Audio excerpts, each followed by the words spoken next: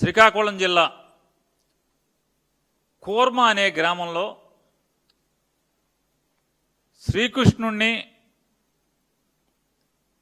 శ్రీకృష్ణుడి యొక్క మార్గదర్శనాన్ని ఆయన చూపించిన మార్గంలో బతకటానికి ఉన్నతమైన చదువులు చదువుకుని పండితులు శాస్త్రవేత్తలు ఎంతోమంది అక్కడ ఒక గ్రామాన్ని నిర్మించుకుని సాంప్రదాయ పద్ధతుల్లో ఎలా జీవించవచ్చు అనేది ఈ ప్రపంచానికి చూపించడానికి వారు బ్రతుకుతూ ప్రపంచానికి చూపిస్తున్నారు, నేర్పిస్తున్నారు, అందరినీ ఆహ్వానిస్తున్నారు. దాదాపు వాళ్ళ వేషధారణ అంతా కూడా ఇస్కాన్ భక్తులు ఎలా అయితే మనకు కనబడతారో అలాగే వాళ్ళ ఆ బట్టలు ఉంటాయి, వాళ్ళ ఆహార్యం ఉంటుంది. కరెంట్ లేకుండా, ఏసీలు లేకుండా వాళ్ళు బతుకుతున్నారు.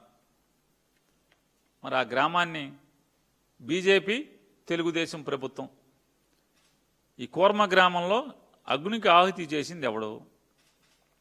మర్చిపోదామా? చెప్పండి, మర్చిపోదామా? రాయిరే, ఇది రాయిరా అంట.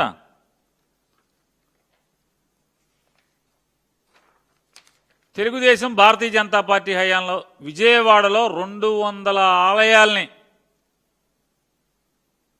చంద్రబాబు నాయుడు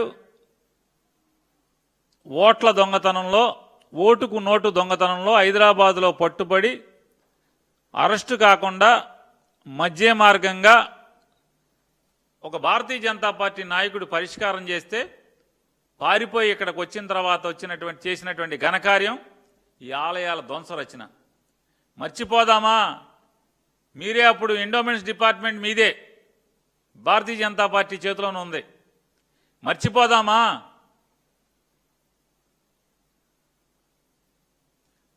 పూ పార్టీ మనుషులు చెప్పండి మీ ఇద్దరు.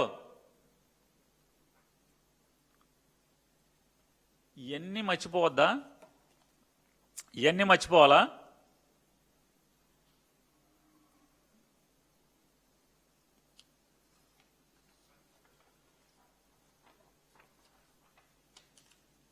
విజయవాడ రాజధాని, విజయవాడకి ఆనుకుని గొల్లపూడి అనేటువంటి ఒక పంచాయతీలో, విజయవాడ మున్సిపాలిటీలో దాదాపు అంతర్భాగమైనటువంటి ఒక నగరంలో అంతర్భాగమైనటువంటి ప్రాంతంలో 40 ఎకరాల 30